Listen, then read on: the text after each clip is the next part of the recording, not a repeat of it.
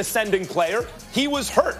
But this guy can do a lot of things. There'd be a lot of interest in Anunoby were he available, for example, in a trade. These are young, ascending, multi-dimensional players who are getting better. Not to mention Kyle Lowry, who seems to have gotten over the playoff yips and and maybe was the best player in the final game of the season. Okay, the rest of the conference is running in place. What's going on in the East? Philadelphia's just hoping to keep that thing together as much as possible. Can they keep Butler and Tobias Harris? Can they even just keep one of them? What's the difference in Milwaukee? It's the same thing. Middleton and Brogdon, can they simply keep it together? And the Celtics, battle lose Al Horford, battle lose Kyrie. Can Kemba Walker be a guy good enough to keep us at least treading water in Boston, right? So as Toronto's getting better, they just won the chip. The rest of the East is descending. Now, how about the Clippers? Speaking of a team on the rise versus other teams in the conference going down. They just took a Kevin Durant-led Warriors. He wasn't hurt. He didn't have an Achilles or a calf. He was fully healthy. 6 games. Who was the MVP on the Clippers? Who was their best player? They didn't have one. They were deep. They were good. They had a lot of above-average starters. But who was the MVP? Now you mean to tell me without taking anything away, you're going to drop Kawhi Leonard into that situation? And just as the Clippers are improving, the rest of the West is wide open. No KD or Clay in Golden State. The Rockets are if you say, are they ascending or descending, you would say descending. The Denver Nuggets and the Utah Jazz got a little bit better, but they don't look like world beaters.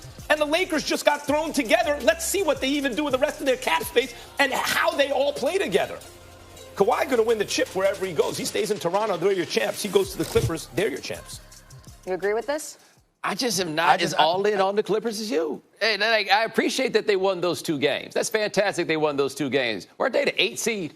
Right? So, they had their best 2 weeks of the year at the time. You should probably have your best 2 weeks of the year. So I think you add Kawhi, and they become a contender. But if Kawhi still played in San Antonio, do you think that team, take DeMar DeRozan out, put Kawhi Leonard and Danny Green back, you think that team would be a contender now to win the West? Because I don't think it would be a contender to win the West. So I definitely don't think this Clippers team would be a contender to win the West just because he's on it. The answer is yes, I do think. With Kawhi on the San Antonio Spurs right now instead of DeRozan, I think they would be a contender. But I don't think as much of the Spurs as I do of the Clippers at the moment for Kawhi. Stephen A., what do you say? Well, let me ask you this question, Max Kellerman, albeit rhetorical. What the hell was so ingenious about what you said? Because the fact of the matter is, we all know.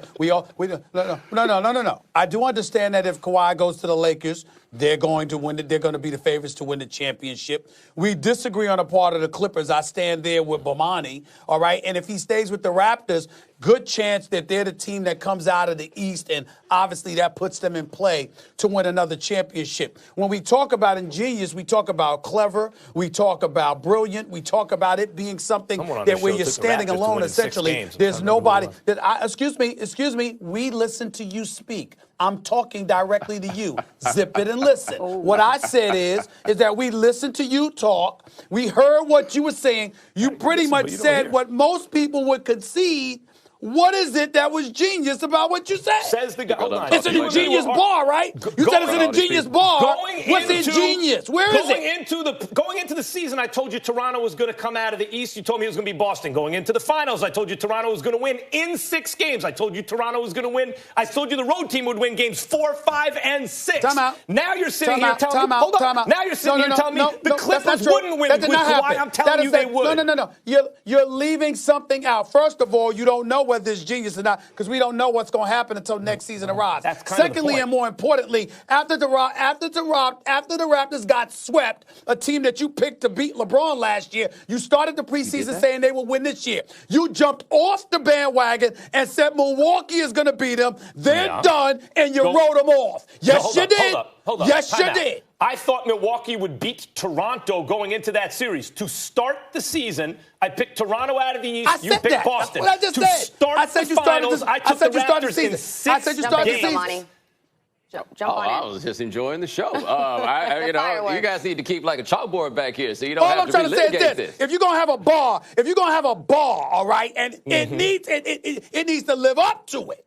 You need to live up to it. I'm sitting there like this. Kawhi this is goes what to the Clippers and wins the chip, then it will have lived up to it, right? When I give you an A-list, what I'm doing is I'm touching on a fresh topic. I'm not saying the same thing that I've been saying for a week. The fact of the matter is that if Kawhi goes to the Lakers, we know what's going to happen. We know with Toronto, they're going to be the favorites. And the Clippers. Now, you got me there. You got me there. Max is right again. Got me there. That is Stephen A's list. I don't even be talking to Pablo like that. I got you. I'm trying to find something that you've been right about. I'm sorry. Stephen A. is salty because Max was right. Why? Because he's right all the time. But to be fair on all of this, Max, I'm salty about quite a few things with this show. You being right ain't one of them. All right, so here's my thing, though, right? I agree that if you put Kawhi on the Lakers and what they got now, that's a championship favorite. But can you think of a time ever in the NBA that it is as wide open as it feels like it is, at least on this day, and it'll probably still feel wide open after the first week of July? Right? Not with this many interesting teams. Yeah, I mean, this is it. They wanted parity, right? The league decided they wanted to redo this. I thought this league was better with 3 or 4 great teams and everybody else just giving us exhibitions. This is as balanced as the league has ever been, right? And so, credit to you for guessing right. You did good, because we all guessing at this point with the NBA. It's really that close. Listen, it's called the Ingenious Bar. Don't pull back the curtain. All right, I think you got to come up with another title. I don't mind the segment's nice. I need another title other than the Ingenious Bar. You got to come up with something better than that. No, I think the Ingenious Bar works. Now I'm sure. Now I'm sure of it. It needs another name. If it gets this reaction out of Stephen A, now I'm positive. Well, I'll tell you one thing that's for certain. We can see Bomani Jones on High Noon. Tom Brady made it a point to address how ingenious you are. I appreciate the way you I'm trying to get you a little plug in here. That's a good look. Not to talk over you, Stephen A, but I gotta plug my man right here. Salute. All right, well, let's move on from right here. We got a lot more coming up on First Take, including Big 3 chief and hip-hop legend Ice Cube. His Lakers, we're going to find out from him what they should do now. And as the free agency countdown continues towards Sunday at 6 p.m. Eastern,